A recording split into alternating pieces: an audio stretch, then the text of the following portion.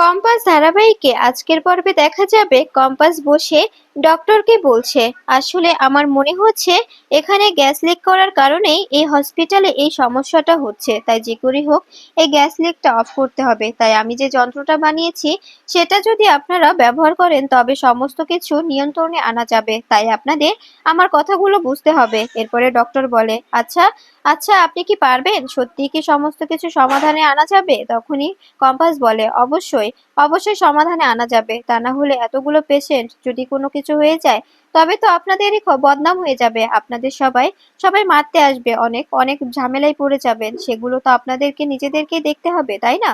এরপরে দেখা যাবে কম্পাস বলে, আমাকে ল্যাপটপটা দিন তো, আমি ল্যাপটপে একটা কিছু দেখিয়ে আপনাদের বলছি। এরপরে দেখা যাবে কম্পাস ল্যাপটপ নিয়ে সেই জায়গাটার ছবি বের করে আর ডক্টরকে বলতে থাকে, আচ্ছা ডক্টর, দেখুন তো এখান থেকে তো গ্যাস লিক করছে, তাই তো? তখনই ডক্টর বলে, হ্যাঁ, এখান থেকে গ্যাসটা লিক করছে। তখনই তখনই কম্পাস বলে, তবে এবার এবার সমাধানটা আমি করছি। এদিকে এদিকে মোহিনী ভাবছে কি করে সমস্ত টাকা বাড়িতে ঢুকাবে আর কি করেই বা সমস্ত কিছু ঠিকঠাক জায়গায় রাখবে। তখনই মোহিনী মনে মনে বলে, আমি বুঝতে পারছি না, যদি কোনোভাবে ফেঁসে যায় তবে কি হবে? ওরা তো কোনোভাবেই আমাকে বুঝতে পারছে না। আমি বারবার বলছি, তোমরা তোমরা কোনোভাবে আমাকে এসবে জড়িও না, কিন্তু ওরা কোনোভাবেই শুনছে না। এরপরে দেখা যাবে যখনই মোহিনী বাড়ি থেকে বেরোবে তখনই পৃথা পৃথা অরিনকে সঙ্গে নিয়ে এসে বলতে থাকে, তুমি যেখানে যাবে আজ থেকে অরিনকে সঙ্গে নিয়ে যাবে। কোথাও একা তোমার চাওয়া বন্ধ। তোমাকে আমরা বিশ্বাস করতে পারছি না, তাই তোমাকে আমরা একা কোনো জায়গায় যেতে দিতে পারি না। তখনই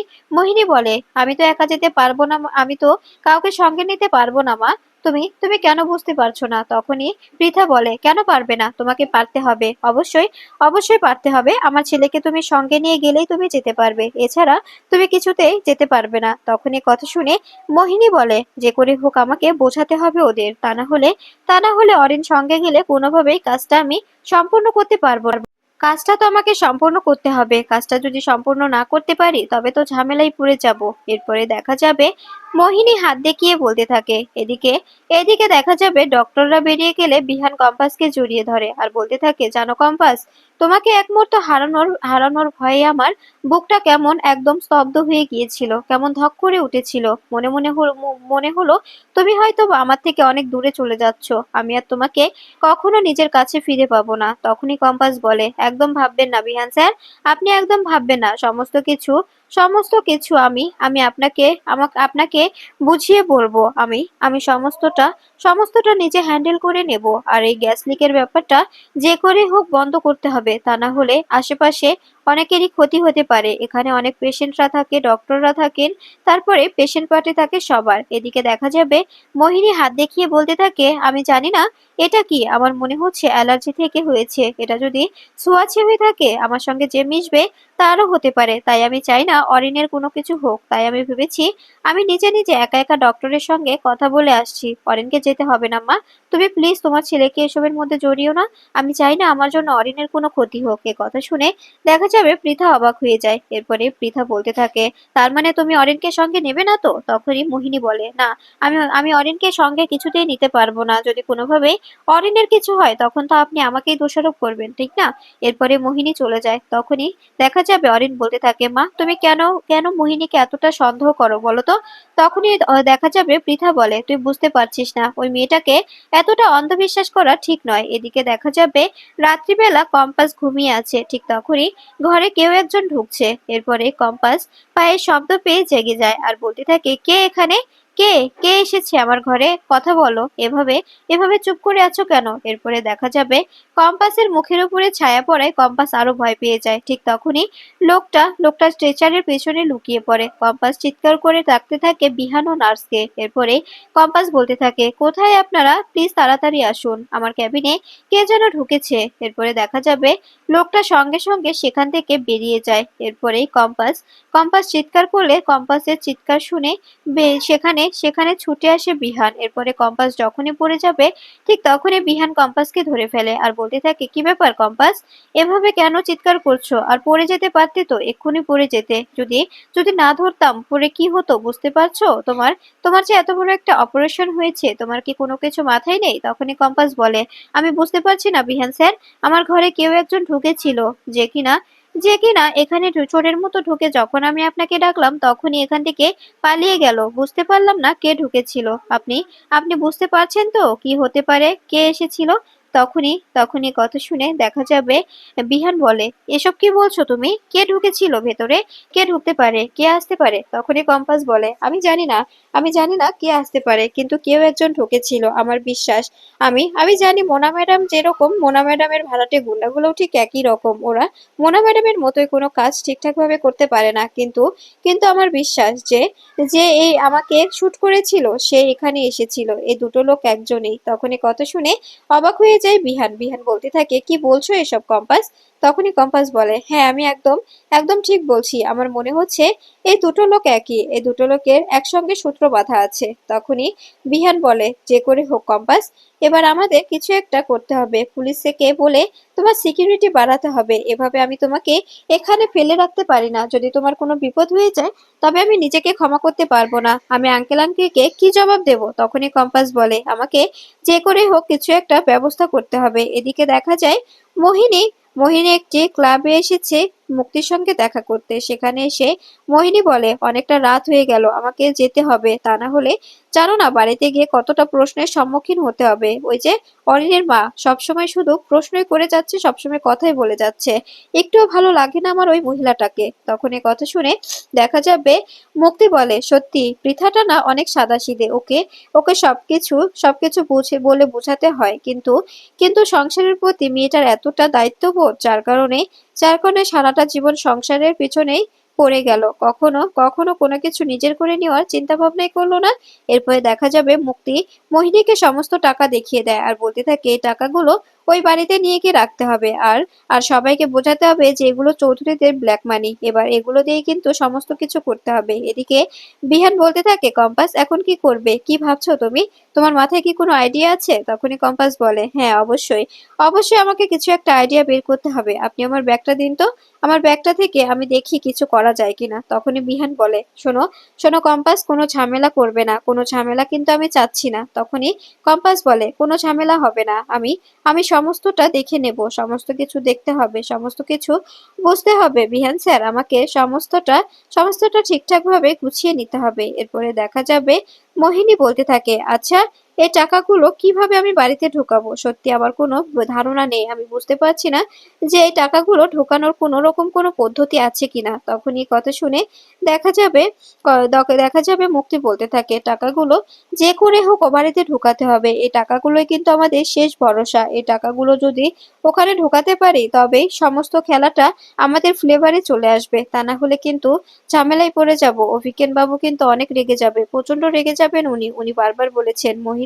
যদি এবারের কাজটা ঠিকঠাকভাবে না করতে পারে তবে মোহিনীকে কোনোভাবেই আর ছেড়ে দেওয়া চলবে না। তাই আমি চাচ্ছি না যে তোমার কোনো ক্ষতি হোক। তুমি যদি কাজটা ঠিকঠাকভাবে করে দিতে পারো তবে তুমি তুমি নিজেই রক্ষা পেয়ে যাবে, নিজে এখান থেকে বেরোতে পারবে। তাছাড়া কিন্তু তোমার এখান থেকে বেরোনোটা অনেকটা টাফ হয়ে দাঁড়াবে। এদিকে দেখা যাবে কম্পাস নিজের ব্যাগ থেকে যন্ত্র বের করে কিছু একটা বানানোর চেষ্টা করে। তখনই এই সব কিছু দেখে অবাক হয়ে যায় বিহান। বিহান বলতে থাকে, সত্যি কম্পাস, তোমার কোনো তুলনা নেই, তোমার কোনো তুলনা থাকতেই পারে না। হসপিটালের বেডে শুয়েও তোমার মাথায় অনেক উদ্ভট বুদ্ধি আছে। তোমার মাথায় যে বুদ্ধিগুলো আছে সেই বুদ্ধি খাটালেই তো সমস্ত কিছু শেষ হয়ে যায়, সমস্ত কিছুর সমাধান হয়ে যায়। তখনই কম্পাস বলে, আমার বুদ্ধি যদি আমি না খাটাই, মগজাস্ত্র যদি কাজে না লাগাই তবে কি করে হবে বলুন তো? মগজাস্ত্র তো কাজে লাগাতে হবে, তা না হলে বিপদ থেকে কি করে রক্ষা পাবো? তখনই বিহান বলে, একদম ঠিক বলেছো। তোমার সঙ্গে থাকলে আমি সত্যি পাগল হয়ে যাব। তোমাকে তোমাকে কি করে বোঝায় যে তোমার বড় একটা অপারেশন হয়েছে? তখনই কম্পাস বলে, কি করব বলুন? এভাবে যদি শত্রুপক্ষে ঢুকে পড়ে তবে আমি তো কোনোভাবে ওর মুখ দেখতে পারবো না। তাই আমি এই লাইটটা তৈরি করলাম। এই লাইটটা আপনি ওখানে সেট করে দেবেন। দেখবেন যখনই যখনই ভিতরে কেউ আসছে তখনই অটোমেটিক এই লাইটটা অন হয়ে যাবে। যখনই আবার বাইরে চলে যাবে তখনই তখনই আবার লাইটটা একাই অফ হয়ে যাবে। এরপরে দেখা যাবে আড়াল থেকে কেউ একজন সমস্ত কিছু দেখছে আর সমস্ত কথা শুনে নিচ্ছে। এদিকে এদিকে কম্পাসের তৈরি করা হয়ে গেলে বিহানকে বলতে থাকে, বিহান স্যার, এই যন্ত্রটা যে করে হোক আমাকে আমাকে এই ঘরে ফিট করতে হবে আর আমাকে সাহায্য করবেন আপনি। আপনি এখানে ওখানে এই লাইটটা ফিট করে দিন যাতে করে ওখানেই সমস্তটা দেখা যায়, যে কেউ ঢুকলে আমি যাতে করে অল্পতেই বুঝে যেতে পারি যে কে ঘরে ঢুকেছে, আমি যাতে তার মুখটা স্পষ্টভাবে দেখতে পারি। এ কথা শুনে বিহান অবাক হয়ে যায়। এরপরে বিহান ট্রায়াল করার জন্য একবার বাহিরে যায় আবার ভেতরে আসে, আবার বাহিরে যায় আবার ভেতরে আসে। এটা দেখে অবাক হয়ে যায় বিহান। বিহান বলতে থাকে, সত্যি কম্পাস, তোমার কোনো তুলনা নেই। তুমি যেটা বলো সেটা করে দেখিয়ে ছাড়ো। তুমি সত্যি দেখিয়ে দিলে যে তোমার কোনো রকম কোনো চাপ নেই, তুমি সমস্ত কিছু নিজেই সামলে নিতে পারো। এরপরে দেখা যাবে এ কথা শুনে তখন তখন কম্পাস বলে, হ্যাঁ অবশ্যই অবশ্যই আমাকে সমাধান তো করতেই হতো, তা না হলে কতক্ষণই বা পুলিশ ফোর্স দিয়ে আমাকে পাহারা দিতেন বলুন তো। এদিকে দেখা যাবে মোনা ঘরে বসে বসে কাঁদছে আর বলছে, আমার পেটে পুরো পুরো ইঁদুর দৌড়চ্ছে, খিদেতে কেমন একটা লাগছে, মনে হচ্ছে খিদেতে পুরো পেটটা আমার একদম ভেঙে যাচ্ছে, কিন্তু কি করব। আর ওই লোকটা তো আমার কার্ডটাও শেষ করে দিয়েছে। ঠিক তখনই রাজীবের বোন এসে দেখা যাবে মোনালিসাকে বলতে থাকে, কি ব্যাপার, এভাবে বসে আছো কেন? তুমি বুঝতে পারছো না তোমরা বড় লোকের মেয়ে, তোমাদের কি না খেয়ে থাকার অভ্যেস আছে? এভাবে না খেয়ে থেকে শরীরটা তো খারাপ করবে, প্লিজ খেয়ে নাও। তখনই মোনালিসা বলে, আমি খাবো না বললাম তো, খাবো না, কিছু খাবো না, আমি কিছু না। তখনই কথা শুনে দেখা যাবে রাজীবের বোন বলতে থাকে, তবে না খেয়ে থাকলে কি শরীরটা চলবে?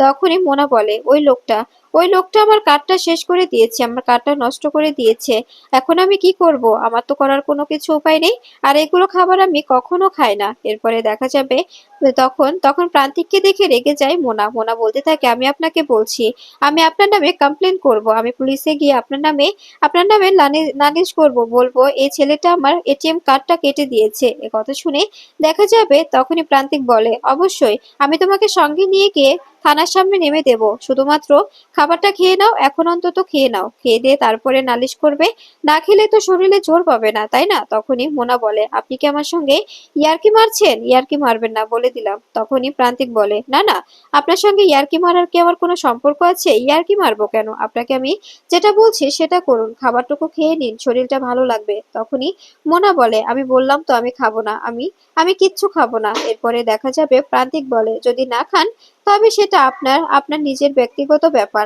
আমার বলার কথা আমি বলেছি, এবার আপনি কি করবেন সেটা আপনি নিজে ডিসাইড করুন।